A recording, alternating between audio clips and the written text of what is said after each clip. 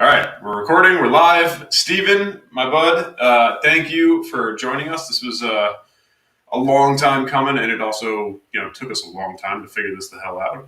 But I appreciate you sticking with me, and here we are. So, what I usually like to tell people is, my whole reason for creating this YouTube channel, to doing the podcast, specifically Coach's Corner, is to just talk to different people in the health, fitness, wellness, all the above, in that genre, and just to kind of get a bunch of different takes, aspects, philosophies on just how to stay healthy. Because I think generally, anyone walking down the street, you would want to be healthy. I think if you ask them, that's probably one of their goals, but maybe they just don't necessarily know how to go about doing it, how to get started, where to even begin, right? So that's why you're here, my friend. So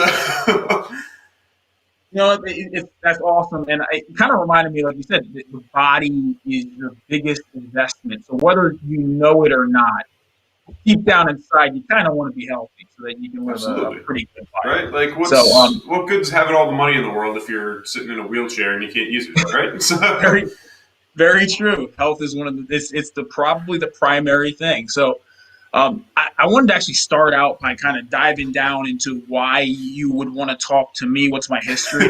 After I tell you my history, after I tell you my history, you still might not want to talk to me, but at least I can start there. First, I grew up, I was an athlete, not especially great one. It was pretty good.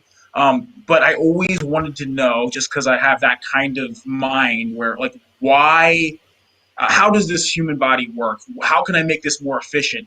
Why would I run this way as opposed to this way? How come it looks weird when I do this?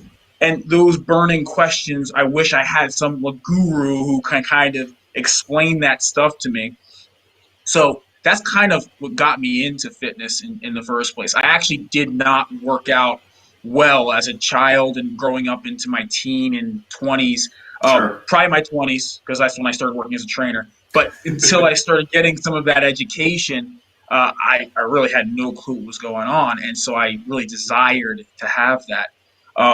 Next, kind of moving into what led me into corrective exercise. I remember my first personal training session, and I was all fired up. I mean, I had researched the coolest workout ever.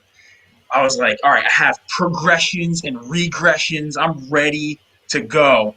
And literally every single exercise hurt her knee or back or shoulder. And I was just like, okay, well, this literally can't do anything I was planning. I have to scrap this whole workout. And I'm like, I never want this to ever, exactly. I never want this to happen ever again. And that's like, so right off the bat, I was smacked in the face with, I have to train people differently than I see on the computer or that I see in my textbook. Or me, right? Yeah, because that's the biggest thing too. And I realize there's always that growth period. Any new trainer comes in, I'm going to build an army of just fit monsters who are going to take over the world. And then you realize, like, I'm not going to say all, but most of your clients that walk into the gym, like, they can't necessarily do everything that you do, right? Exactly. And so, it's always good to try on yourself and, to know how something feels, to know how to, like, work through something, to know how to make tweaks. But just because you can do something and you can figure it out doesn't mean, Tim, who, spends 15 hours a day staring at a computer on his butt, like, doesn't mean he can move the same way you move, right? Exactly. Yeah. And I think it's awesome that you latched onto this really quickly. It sounds like it was also a blessing that I had good trainers around me, so I can be like, look at this guy. He's not messing things up as bad as I am. Let me let me see what he's doing differently. And part of my personality, so part of the thing that's hurt my growth as a coach, especially in the early years, was I'm a very motivated individual, which means I have a lot of pride in what I do. Mm-hmm. But unfortunately, pride equals not a lot of quick learning because you think you know everything. So So one of the things that I regret in my history is that I wish that I would have understood that, listen, I don't know everything, and the quicker I can say I don't know something, the quicker I can learn something and help another person quicker. And that is kind of the transition that's happened from my 20s into my 30s is like, how quickly can I say I don't know something? And Yeah. I'm anxious now. Like I'm like, listen, I don't know that, but I want to learn that, and I'm not going to pretend like I know it because I know how that ends. So that's kind of where I am in a mental state right And that's now. the biggest, or I'm not going to say the biggest, but one of the big reasons why trainers almost get in their own way is coming in thinking, and I've seen, and granted, it's a meme, it's on like social media, but it's like, Mm, but people and accomplished coaches post it all the time. It's when you first break into the industry and you're just like, I know everything, and it's a graph. So I yep. know everything, like blah blah blah. No one can tell me anything. And then like 6 months later, it's just like, oh my god, I don't know anything. This is ridiculous. Like blah blah blah. And then you're like somewhere you even out like 10 years down the road. You're just like, Yeah, I'm exactly. learning. I understand that I don't know everything. I ask a lot of questions. like, Yep. but yeah, man. So yeah. So by the way, just you mentioned something earlier. Just in case people don't fully understand, what Yeah. exactly is corrective exercise? Okay, so corrective exercise is anytime I separate it into two things. There's Sure. people with injuries and there's Okay. people with incidences or Okay. things that are not working well that kind of are annoying, lingering things that you wouldn't necessarily go to the doctor on. An example, I'm bench pressing. I feel a little pinch here. Mm-hmm. That's not the greatest thing to build strength on. So, in a corrective exercise program, you would address that first, Mm-hmm. get that pinch out of the shoulder, and then continue to gain some strength. Okay. So, that's like the layman's version. It's Yeah. a little, there's complications and stuff like that to it, but that's basically the gist of it. Yeah. Just teach it to me Um, like I'm six. yeah, exactly. Yeah, so it's like either there's something that hurts a lot or something that's looks like it might hurt or is Mm-hmm. annoying, and you fix it. You use an exercise technique, non-physical. I guess there's some physical therapy things that you can do that are also considered correctives, Sure. but you're not going to a doctor to fix it. You're going to a trainer or a therapist to fix it. I So. dig it.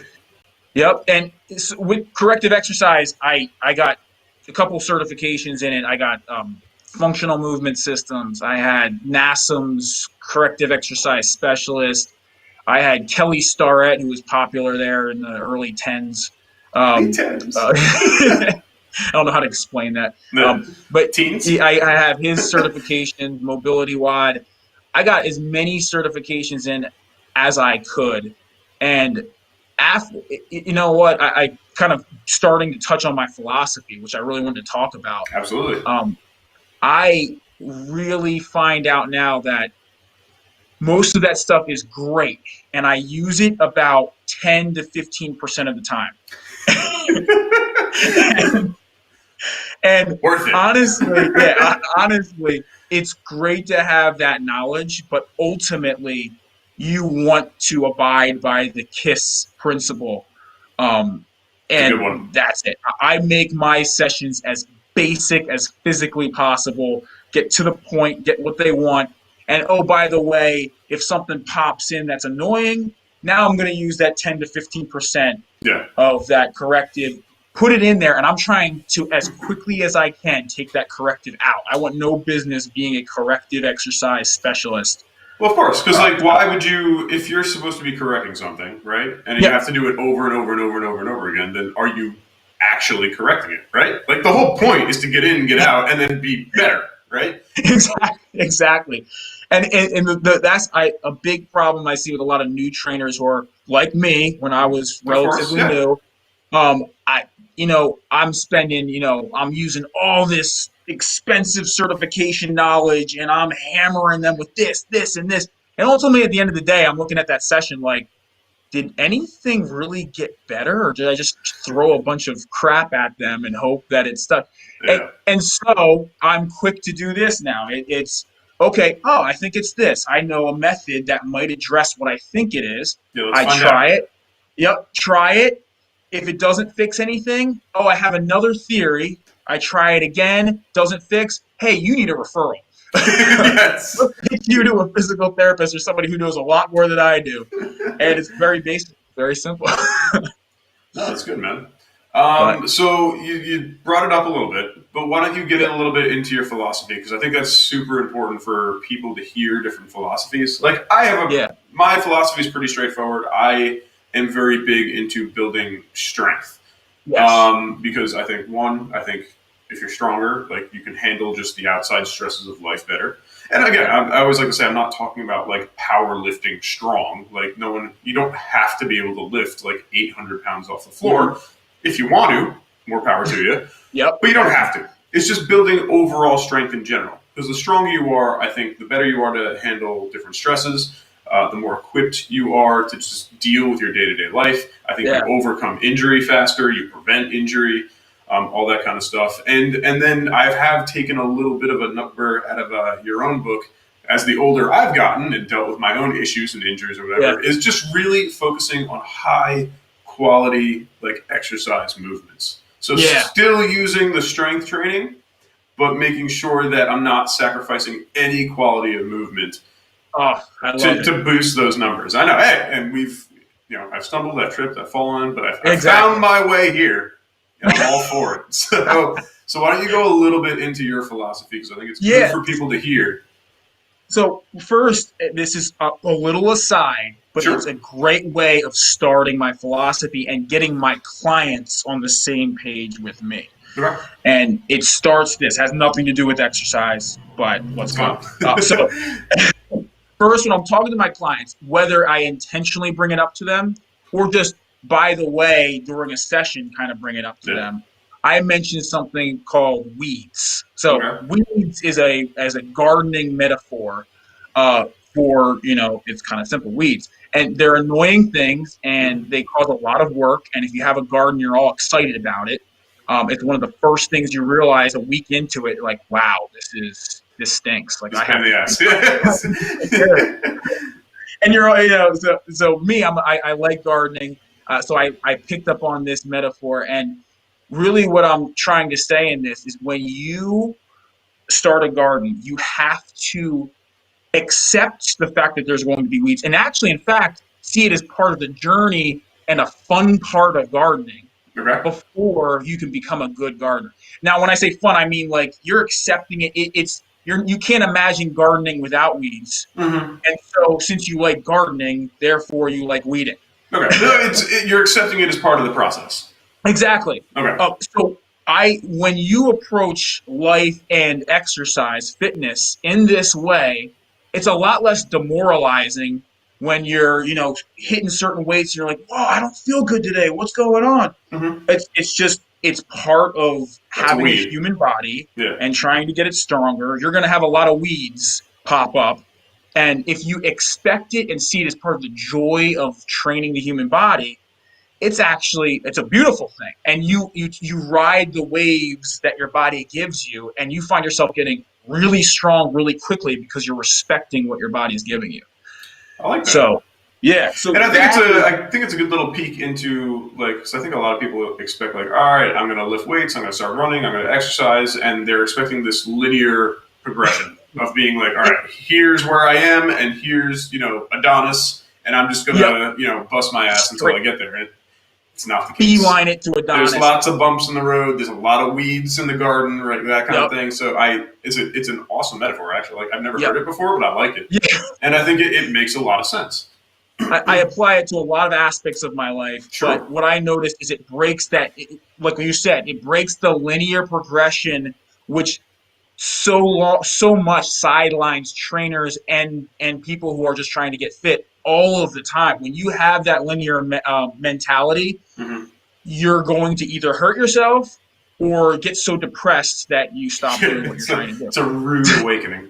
It's a rude Yeah. awakening, exactly. So I always start my philosophy with that, with the weeds, so that they understand where I'm coming from. And when I intentionally pull them back and they're like, dude, you're supposed to be the one pushing me. I'm like, no, no, no, listen, Yeah. listen, I see something that your body's doing and I don't like it. And I'm going to respect it until it does what I want it to do. And then we'll go and we'll start to load as much as we can on. So that's the weed philosophy. Now, I also have the KISS, like I mentioned earlier. Sure. My philosophy is kind of entrenched in KISS with an option. So yes, I'm going to keep things as simple as possible. But everybody knows in the real world, if you keep everything as simple as possible all the time, with no exception, it's not going to end well. There are some complexities in life, Sure. and that's where having a great base of knowledge. Hmm. Otherwise, knowledge would not be that important if everything could be kept simple all the time. That's fair. Um, Yeah. yeah. So, but the issue that people run into is there. It's like again. I'm going to be all about analogies today. They do. It's like you're riding a horse. Okay. You're either falling off the horse on one side or off the horse on the other side. People will take knowledge as the epitome of everything, and if they're not doing everything in this miraculous knowledge base, then it's nothing. Or Sure. people will take KISS too far and be like, if it's not always perfectly simple every single time, then it's just way too much, and you're being ridiculous. Sure. Obviously, There's a lot of gray in life. there's a lot of gray. There's the simple, there's complex, and somewhere in the Yep. middle is probably the best bet for someone. And so what I call it is a striving for KISS Okay. rather than being in KISS. So you're trying to keep it simple, stupid. That is your end goal all the time. But Mhm. you have to be flexible. And you have to be willing to be like, whoa, when I try to keep this simple, it's not going so hot. Let's pull back. Okay. Let's look at some of the knowledge I have, or let's go to an expert who knows more than I do. See where I can throw a little bit of variety in, or some extra complexity in, Hmm. and then bring it as simple as I can. Once you have something that's a little complex, you're trying to drive it back to be simple again. And an example of this, because that's a little abstract. An example of this is, I'm taking somebody to the squat rack, all All right. right? And my goal is I'm trying to get their legs stronger, bigger, whatever. And I really don't want them thinking too complex. I want them squatting a weight up and down, Hmm. and I want them feeling it in the legs and feeling the right stimulus. Sure. So I take them there, and all of a sudden they get down to the bottom, and there's a pinch in their hip, and I'm like, and they're like, oh, okay, what's going on? Now I know that there could be a number of reasons for that pinch. So what Yeah. I'm going to do is start building theories on a knowledge base that I have. I'm going to realize that the pinch, and this is where it starts to get complicated. It could Hmm. be due to their posture, and as they come down. It could be due anatomically that they're not built to go that low. Okay. It could also be due to the fact that they have a cam lesion, or something, a bony growth there. It Hmm. could be also due to the fact that there's tight musculature forcing them into that. So it's not anatomical, but it's something that can be fixed muscularly. And that's a lot of complexity there. But what I'm going to do is I'm going to keep it simple. I'm going to pick the one I think it could be, Hmm. address it, and then I'm going to address it each round. That means that my focus now, and this is touching on another point of my philosophy, my focus is no longer I want to get them as strong as possible, as quickly as possible. Now my goal is I need to get them as efficient as possible, as quickly as possible. So there's kind of like a Venn diagram where it's like, Yeah. Okay. efficiency versus strength. Like, I mean, they're going to overlap a little bit, Sure. but ultimately, I'm pulling back, and my focus is now, I'm going to focus on efficiency. Now, can I still keep this exercise simple and get them what they need out of that workout? I can. I got a couple strategies. I can now take them down 3/4 of a range, have them Hmm. pause and hold it as long as possible. Okay. I've taken the impingement out. They're not in a state of pain. I could focus on their form. They're hitting endurance strength, so maybe it's not going to build a crap load of muscle, but it's going to address strength in general, Okay. and it gives me a chance to now work on efficiency. So that's just kind of an example of what I'm talking about with complexity versus simple. And I don't know if you want to add anything to that, but I wanted to talk about. No, it's fine. No. But I think what you're saying, like, it makes a lot of sense, right? So Yeah, you're taking a very simple premise, like the squat. Like, it doesn't really get much more simple in the squat. It's one yeah, of the basic human movements. go up and Um, down. yeah. Sit down, stand up. right? Yep. And you're all right. So now the complexity now is all right. I'm feeling this pinch in my hip. I don't know what it is. You've got a couple ideas. Let's make a few tweaks, see what's going on, that kind of Yep. thing. And ultimately, though, so it's like again, if we're focusing on like that road ahead, it's like Yep. that little kind of like speed bump that we kind of have to maybe go around, and then we bring it Yeah. back in to keep going, with that simple path. So, like, Yep. I think what you're saying, and if I'm interpreting this correctly, is you attempt to keep things as simple as possible. One, because it's just easier for people to adhere to. Two, because generally, especially in strength training, the simpler things work well. Very and true. and then three, when there is room for that complexity where maybe something's not working how it should, you kind of venture out, figure out what's going on, and then try to tie it right back in as soon as they're able to kind of progress or move along with that the simplicity of the training program, paradigm, exercise, whatever it is. Exactly. Right? And I think with a good trainer or a person who knows how to train themselves really well, it'll almost not look like a speed bump.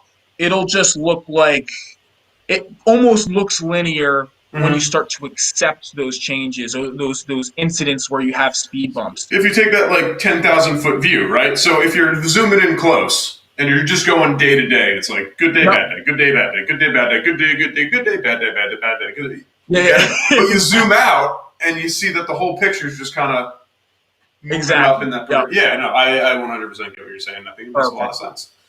Yeah. The thing I wanted to kind of side note on is another aspect of my philosophy, which is pros and cons. Okay. So I talked about KISS with an Sure. option. Pros and cons is my second one. Okay. And pros and cons is basically saying, listen, any exercise I can see pros and cons in. Even the guy. Sorry, I don't mean to cut you off, but I usually explain this to people as like risk reward, right? Yes, so exactly. There's pros and cons to every exercise to me. There's risk reward to every exercise. And you said it before, when you were young, you wanted to have like this hyper complex, like knowledge based training program. And as you've, gotten older, a little wiser, you're just like, we'll keep it simple. We'll just work on the basics, what we need to do, blah, blah, blah. And I was the same way. Like to the point where like the last like year or so I was training, I would sit down with a brand new client and I'd be like, look, I'm not a clown. Like, I'm not here to entertain you. We're not going to be jumping around. We're not going to be doing new, fancy, fun workouts every day. That's not what I do. That's not how you get better. Like, we're going to figure out what you want. I'm going to program a handful of exercises that are going to get you to where you want. And we're just going to do them a lot until you get really damn good at them. And that's basically what we're going to do. So, look, I'll talk to you. I'll try to make a joke here and there, and that might entertain you. But if you're trying to like have fun while you're working out and stuff, like that's not. You're in the wrong place. Part of that's kind of accepting. It's like, listen, I know. Again, like you're talking about the risk reward. Yes. Those primary simple exercises have a high reward for a very low risk if you know what you're doing. Yeah. Because they're just basic body movements. Like your body should be able to do these things. And I say should because in an ideal world, yes. But, there's accidents, injuries, people are detrained, they're, all that kind of stuff. So, yes, there's obviously exceptions. And you could even get a person, if there's injuries, a semblance of that movement. Maybe not perfection. Exactly. But you can get them something in that. With the pros and cons, though, comes in intentionality. And so they're tied in hand. There's pros and cons of everything. There's risk reward to everything.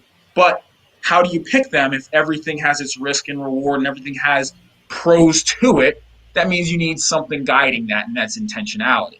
Okay. So with me, again, somebody says what their goals are.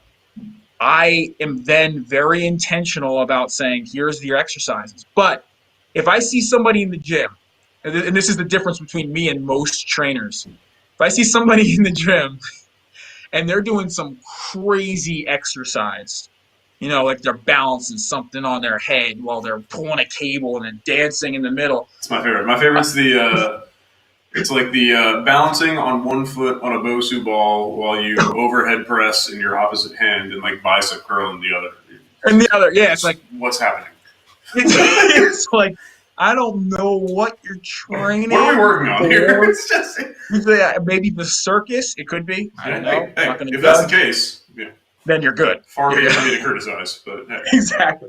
So when I see crazy exercises, my first inclination, because my ideas are that I can learn from absolutely everyone, is you know what? You might be There is a wrong.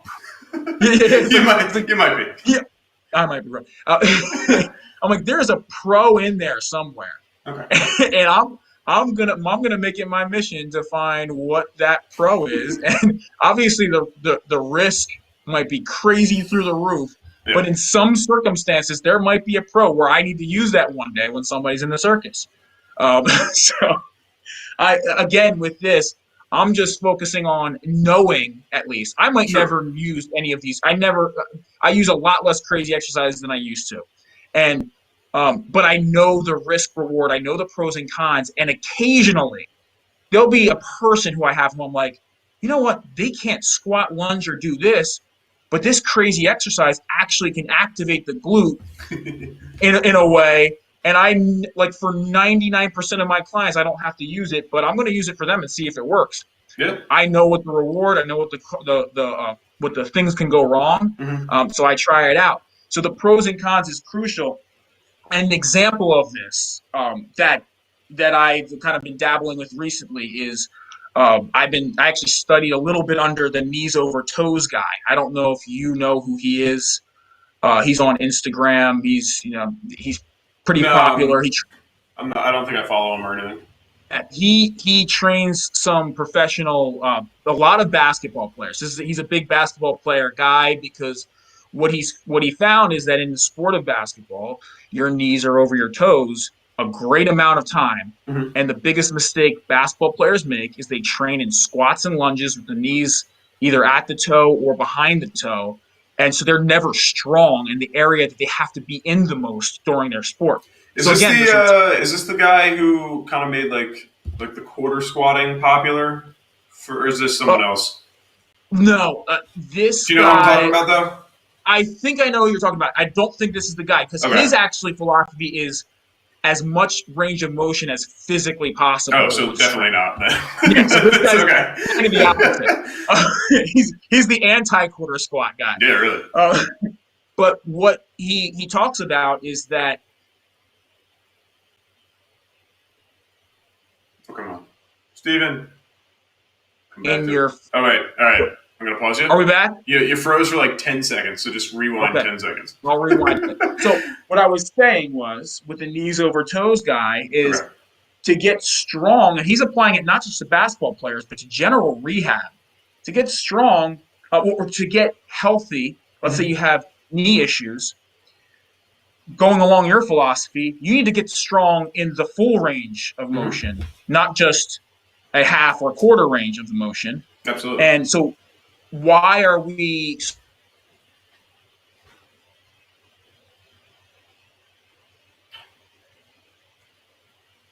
Are you there? I'm here. Why are we so scared to strengthen our knees over our toes to Yeah. full range of motion? So what I found, so for instance, I have bad knees because I played basketball a lot and I wasn't that strong, so I just grinded the joints down. Knee tracking issue. Do you know what that is? It's basically when the patella But kind of yeah. tracks off to Yep. the yeah. So I had But that. I mean, like, explain it just in case someone doesn't. Yeah, so a patella tracking issue or knee tracking issue is when that patella, which is the kneecap, Yeah. is getting pulled usually to the outside of your leg and grinds across that railroad track it's supposed to be on to one Yeah. side, And it and usually it feels happens like during knee flexion, right? yeah, it usually Right. So happens during knee as flexion. you flex, so if here's your femur and your tibia, Yep. as you flex the knee, I don't have three hands, unfortunately, but your Yeah, yeah, yeah. patella is right here, and it's supposed to track with your knee as you flex, and Ex- it Yep, and overextends if you're pretending there's a railroad track, yeah. it should stay in a straight line across that. But sometimes one muscle's stronger than the other, and it gets pulled to the one side. Mhm.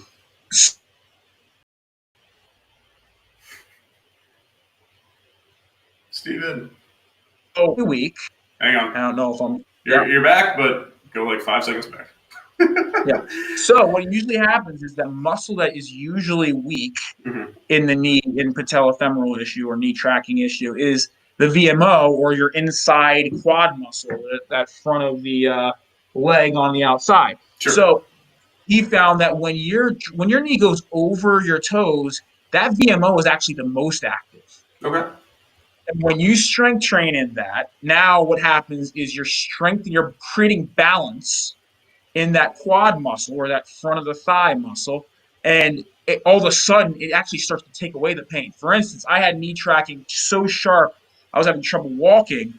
I did some knees over toe exercises, just completely disappeared Okay. just because I was weak in that end range and my body needed to get stronger in that. It had nothing to do with, creating imbalances with special corrective exercises. Sometimes that's needed, Mm-hmm. but really it's just like get strong in a full range and you can eliminate a lot of different Oh, issues. you're preaching to the choir, man. Yeah, exactly. But that's just an example of the pros and cons where a lot of trainers would Yeah. look at that and be like, whoa, get that knee back behind the foot, the So I'm toe. actually curious because I don't actually know where that came from. The whole knees, keep your knees behind your toes when you're squatting I kind will of tell thing. you. Do you? Okay, I good. will tell Yes, you because enlighten me. I read his art. He gives great articles. This guy's awesome. And in one Yeah, of the you have to articles, after this send me like a link to his stuff because I'm okay, definitely gonna give it a definitely, I'll follow. probably just send you to his Instagram, and Yeah, he has everything rolling through there. perfect. In this article, he said there was a research study in the 1950s that showed that It's always good, when right? you yeah, it's always great. When you squat with your knees or hip dominant, your Mhm. knees back, you put there's less pressure on the kneecap. No duh. Yeah, there's less pressure on the kneecap. Yeah, And they took that and because they it's made all in the your lumbar assumption. spine. Yeah. It's So, but just they took that and they made the assumption that, oh, because there's less tension on the kneecap, that means that, of course, it's always better to not have pressure on your kneecap ever and to load everything mm, behind the toes. Little did they know that, so for instance, in China, some of the strength coaches there, especially with their, what is it, Olympic weightlifting, not mm-hmm. powerlifting. Yeah. They're obviously in Olympic weightlifting, your knees are jutting forward Oh my in god. some of those positions. And they found out that China was still emphasizing knees over toes in the squat. In fact, they would lift their heels and jut the knees forward as far as physically possible. Their ACL issues were in the basement. Mm. You come to America, ever since the 1950s, our ACLs are skyrocketing. And what they're finding is maybe it's because we're strong in only half a range of motion. Yeah. And when these kids are doing their sports where it requires you to jut your knee in front of your toe every time you jump, you, you might need to have some strength there before you start plyometrically loading it. So that's kind of where that knees over toes thing came from, or knees behind toes came Yeah. from. We're still stuck in the past of knowing that it's adding more tension to the joint. Maybe that's not a bad thing. Maybe you just need to progress it. A Maybe small progressive overload is the most powerful thing in the world. I was gonna say maybe that's how it makes the joint stronger. Right? Exactly. Like this. And this dude, knees over toes guy, he literally had meniscus tears, and they said he would never play basketball again in his life at 21. Nice. And he literally he did nothing, no surgery, just trained. He followed Poliquin. I don't know if you know Poliquin, strength coach. Mm-hmm. Yeah, he looked at his methods. This guy Poliquin was training knees over toes all the time. He went to Poliquin, started studying under him a little bit.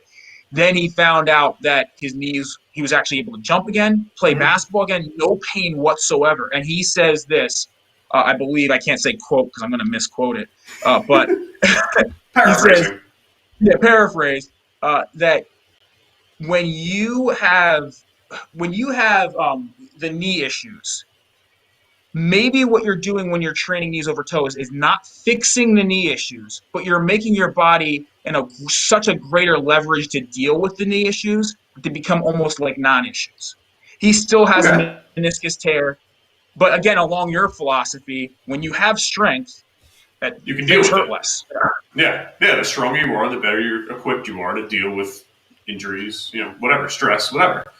Exactly. I dig everything you're saying because I Awesome. 100% believe it. But Perfect. just to kind of go along those lines, just from Yeah. my own personal experience, um, I don't know. I did this on, so I do two podcasts. I do the Coach's Corner where I talk to Yep. different fitness individuals, and then I have one called the Doctors In where it's a weekly thing that I do with the chiropractor, a friend of mine that I met in Atlanta, Dr. Racco. Okay. Yeah. Shameless plug for myself right here. But we spent one episode actually talking about, I would say, what year is it? It's 2020, right? The year from hell. 2020. Yeah. So I would How can we say, forget? yeah, right? It's the worst year ever. June of 2018?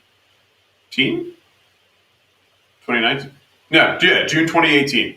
Okay. So right around my 30th birthday, I was Wow. having like debilitating like back issues. I've always had like some little back issues like here and Yeah. there, nagging things, blah blah blah.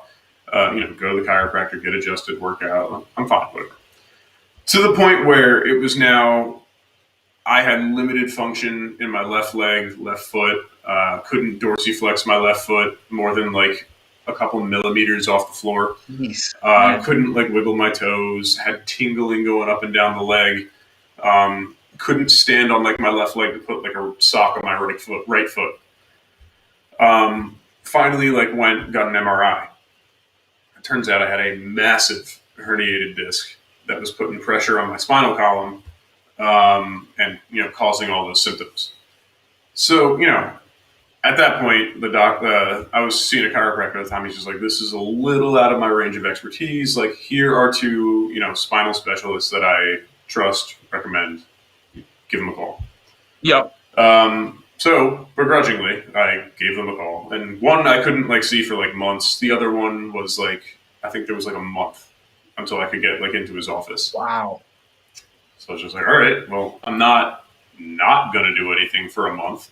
So I went back to the basics, like body weight squats, very like light. Like I started with just body weight squats and like just hip hinges, and I would do like 100 of each, and then I would progress into like a 5-pound kettlebell like goblet squat, and just from there just kind of progress and just work your basic movement patterns: squat, hinge, lunge, push, press, all that stuff. Within that period of time, so from the month that I got the MRI to the month that I got into the doctor's office, walked in, they took x-rays, sitting on the table. He walks in, he's got my MRI up, he looks at the x-ray, he goes, "Is this you?" Just like, Oh my gosh. "Yes. Both of these are you." I was just like, "Yeah, that's my MRI from a month ago. This is the x-ray they took 10 minutes ago." Yep. He goes, looks back at the MRI. "Why didn't you come see me right away?" I was just like, "Because I called your office and they said I couldn't see you for a month." Like, what do you mean, why? And then he looked at the x-ray again and goes, "And they just took this 10 minutes ago." I was just like, "Yes. This looks like two different people." I was just like, "Yeah, wow. I figured that because I feel pretty damn good."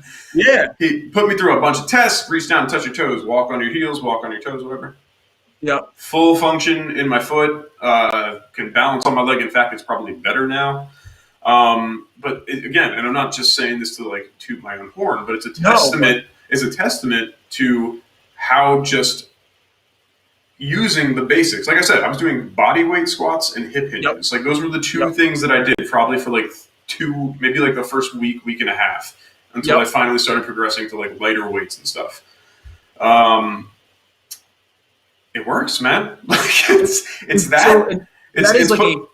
putting in a little bit of work and the intent, and I think that is key because a lot of the stuff, and there's some other like extraneous exercises that I do for myself to help, with like accessory stuff and blah blah blah. And some of it is just plantar dorsiflexion. I'll actually at the end, maybe like 2 or 3 times a week, I'll just lay on my back and I will plantar and dorsiflex my foot for 5 minutes. Movement. And I'll hold it for like a second in dorsiflexion, and then I'll point in plantar flexion for a second, and I'll just go back and forth and Just back owning movement. for 5 minutes, and I'll just do that.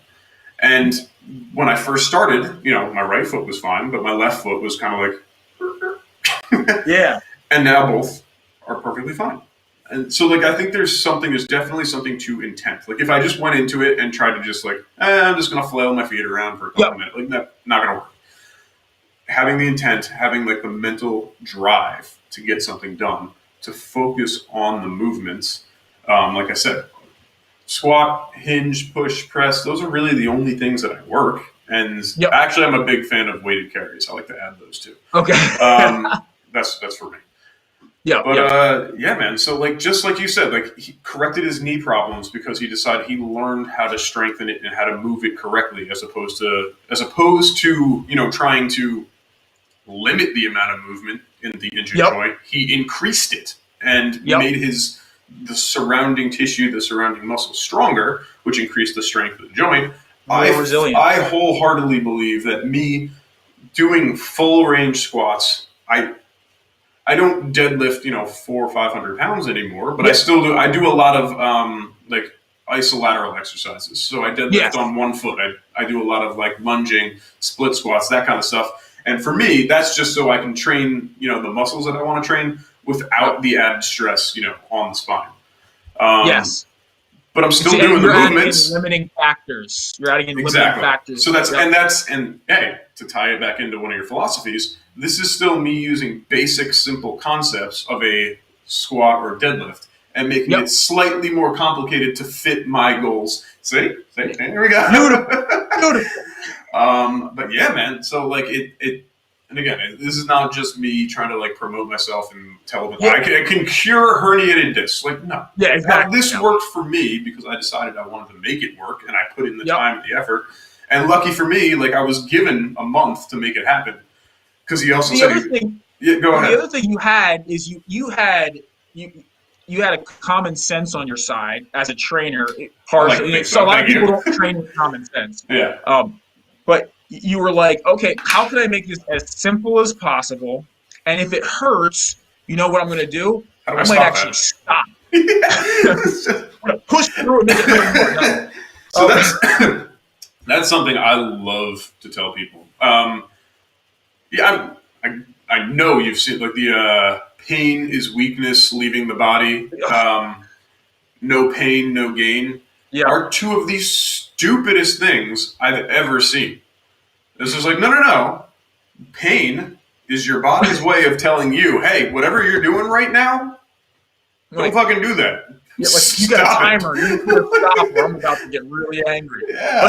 Like, there's a reason, and your body has a reflex. So your body has this reflex. I forget what it's called. Mm-hmm. But we've all burned our hand on the stove, right? Yes. You touch something hot, do you leave it there? No. You automatically pull it off without even realizing. Yeah. All right, you step on a Lego, right? You've got kids. I'm sure you've stepped on plenty of sharp little things on the floor.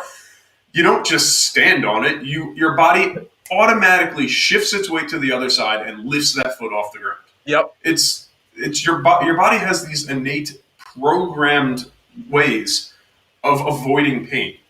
Mm-hmm. So the fact that you print on a shirt because it rhymes and it sounds catchy, no pain, no gain, or pain is weakness leaving the body, is stupid.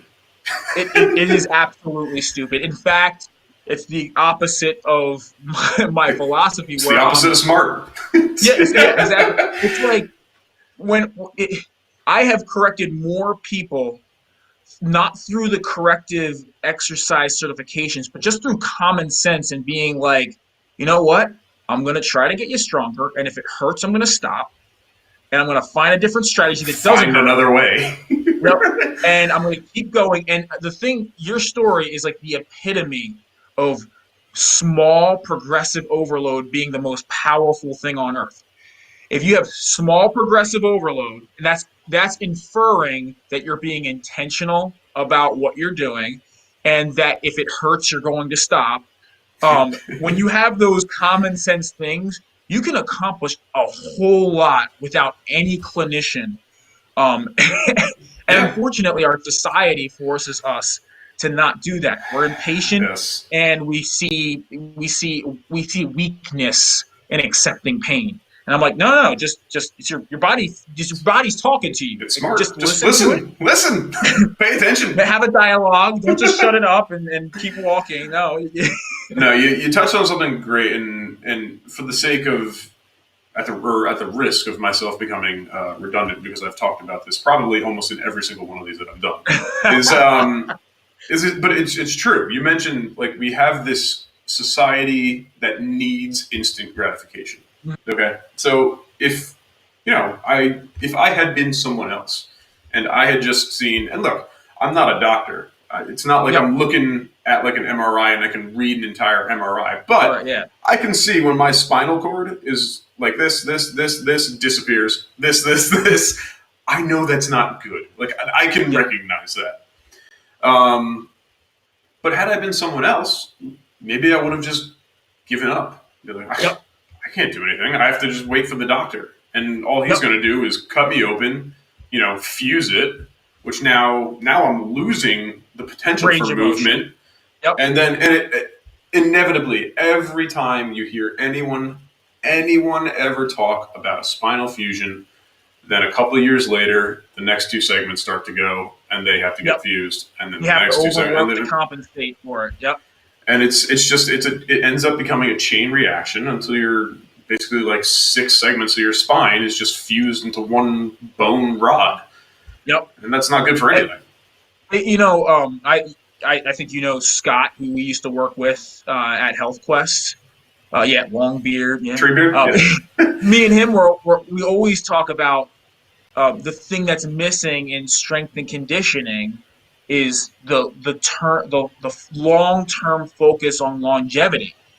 You want to get strong with longevity. Well, dude, that's because everyone, first of all, there's only 2 times that people, like, unless you're like dedicated, unless you're one of those people, there's only 2 times a year that people come into the gym and try to make progress.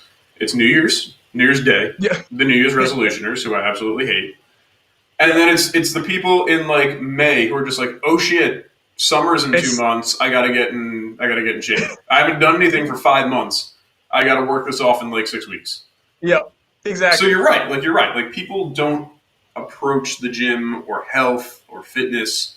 Mm-hmm. I'll say health. The broad strokes. People don't approach health with a long-term thought process. It's longevity focus. How do I take this pill that makes me better? How do I cut this out of me that makes me better? How do I do this that makes me better? As opposed to they're trying to cook everything with a microwave. Yeah, yes. As opposed to formulating a plan and then putting it into action, and actually building healthy habits that'll last you a lifetime. Yep. So true.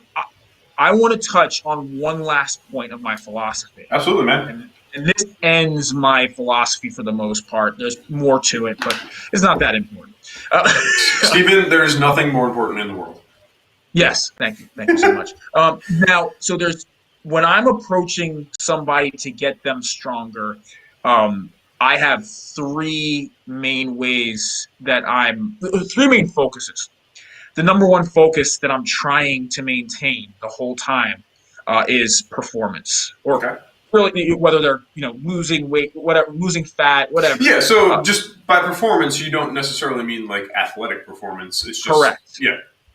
Just reaching a goal, reaching a strength or a goal that. So performance is what you think of when you're thinking of personal trainers, at least in the way that I'm using performance in this all-encompassing kind of way.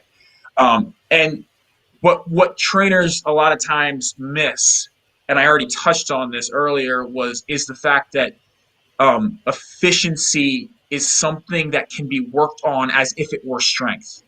Okay. You can actually train efficiency and make somebody tired from working on efficiency. And actually, like I said, it's a Venn diagram. Mm-hmm. So you are strengthening, but your focus is not 100% on let's get you more muscle or pushing more weight or holding a weight longer. Your emphasis is on how pure can I make this? Like you said, you focused a lot more on form and things like that. The quality of movement. Exactly. It's just Okay. quality of movement. I call it efficiency, Yeah. primarily because what I'm trying to do is I'm using kind of an athletic term with efficiency of movement, Yeah. in both sport but also in how they're living. I There's another platform or focus that I focus on, and it is mobility. So I have three focuses in my head, and for every exercise, somebody might have a different focus for each exercise. I can have them doing a very basic circuit of a squat, a row, and a plank. So I Okay. have three exercises. I'm hitting upper body, lower body, and core. So I'm kind of trying to tie everything all up in one bundle. I see that their squat looks great and that they have no pain. And there's two things with efficiency that I'm looking for. With Mm-hmm. efficiency, I'm looking for their awareness of their own body. Okay. I'm looking for their ability to stabilize well. So that's what I can see.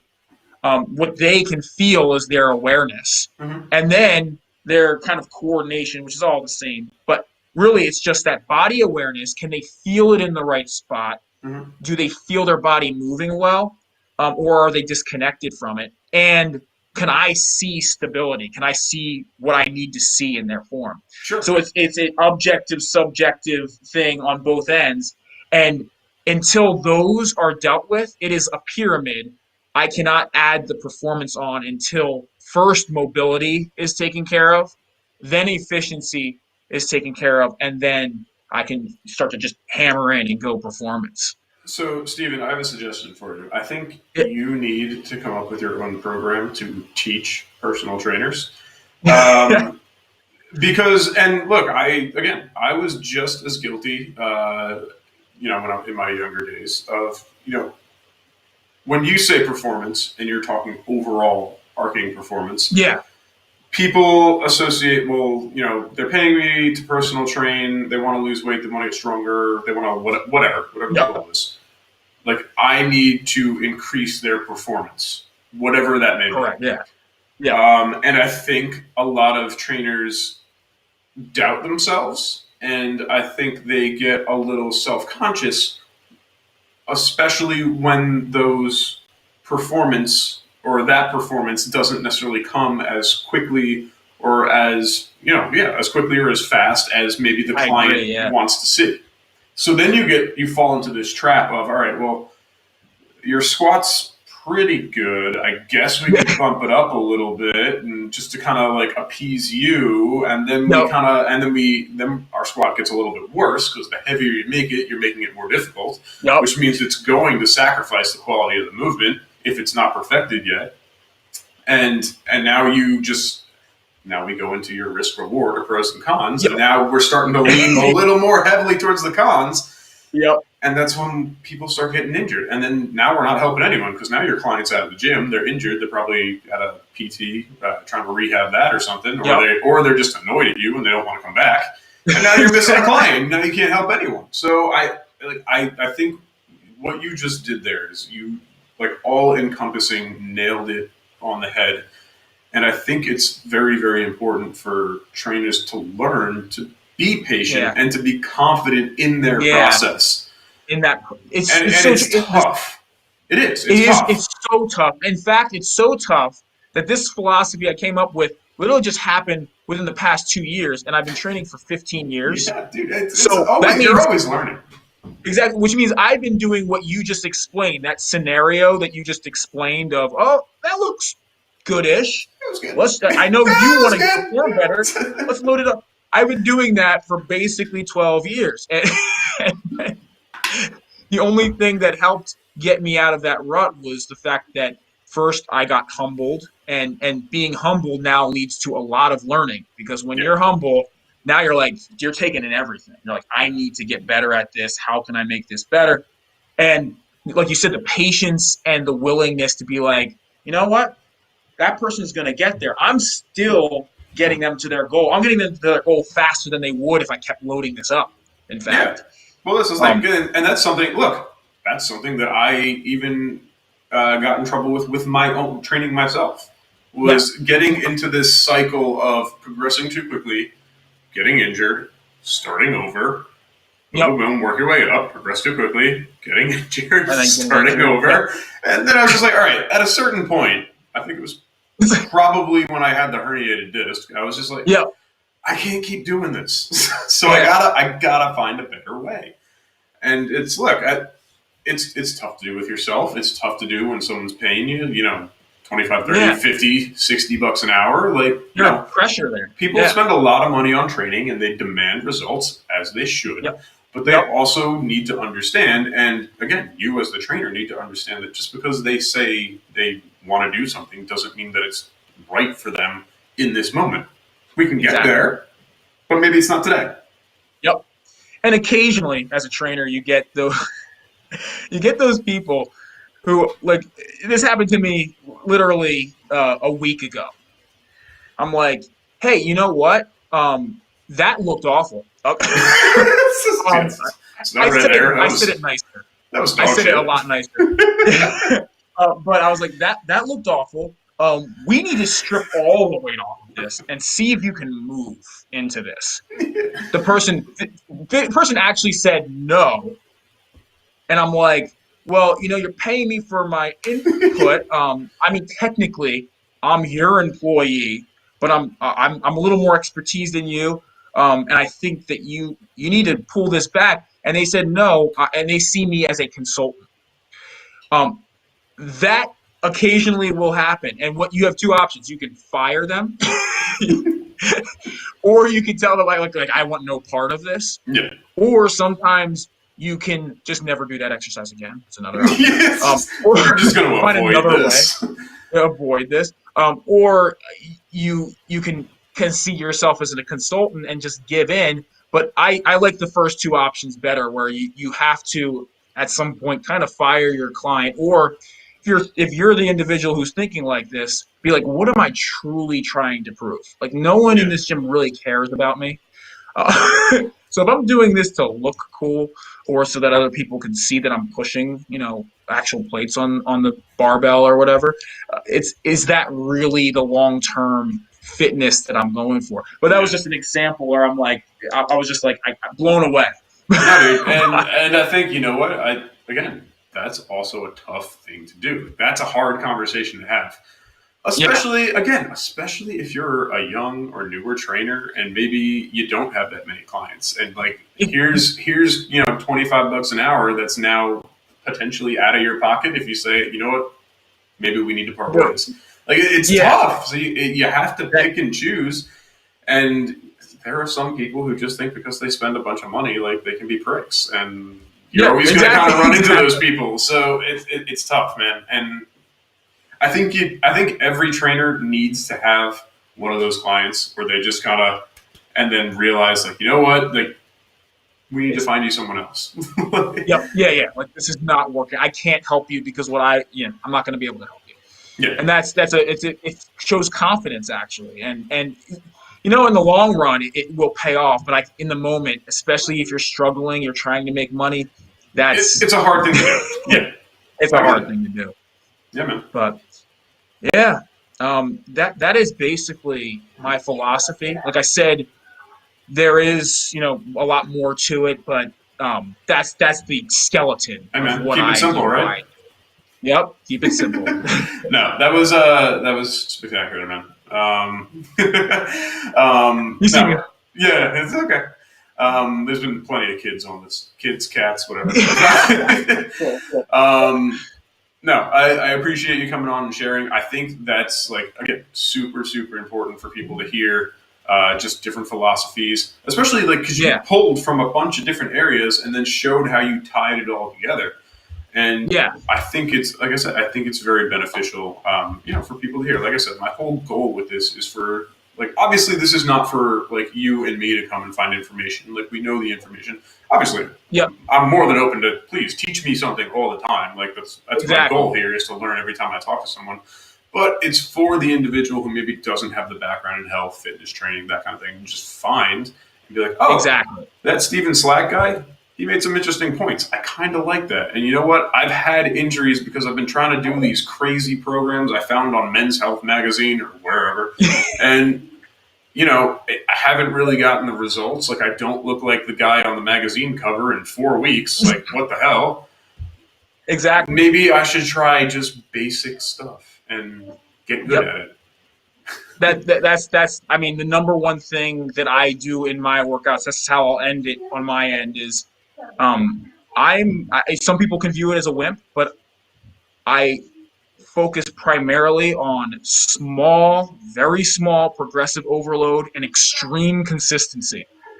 And those two things Yeah, together man. will get you very, very far. And you Like I can get said, very fit. Yep, using myself as an example, like exactly. that has become my philosophy. Is I don't progress in weight until I perfect all 3 sets, 4 sets, whatever it is that I'm doing. Until I Yep. know that I know that my last set is going to look just as good as my first set, Oh, and then I'll that's add a weight. beautiful thing. And Yep. fine, so be it. And you're going to be training until you're 85 years old. Yeah, I'm Doing not that going now. anywhere, man. I'm doing this for the rest of my life. By the way, did I tell you I Exactly. bought a squat rack? It's it's in my garage right now. Oh man. Yeah, dude. Rogue. I'm so jealous right So I'll now. send you a pic. It's beautiful. Oh my, I might have to come over. I'm sorry.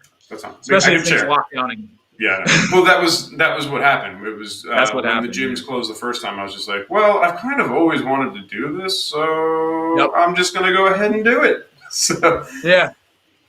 but yeah, man. Beautiful thing. Beautiful thing. So, Man. thank you for coming on, man. This is a blast, and we'll Yep. definitely have you come on another time. And yeah, Awesome. like I said, anytime you want to come on, like shoot me a text if you're like learning something that you just want to talk about, Yep. or if whatever something you're passionate about, or something strikes you, you're just like I want to talk about that. Tell the world. Definitely. You let me know, man, and we'll get you back on. But I appreciate it. Thank you so much, man. Yeah, dude, this was a lot of fun. All right. We'll get together again. Go be with your family, man. Yeah. Okay. They're petting bunnies right now in the background, so it can't get any better. Okay. Bye, everybody. I'll see you later, man.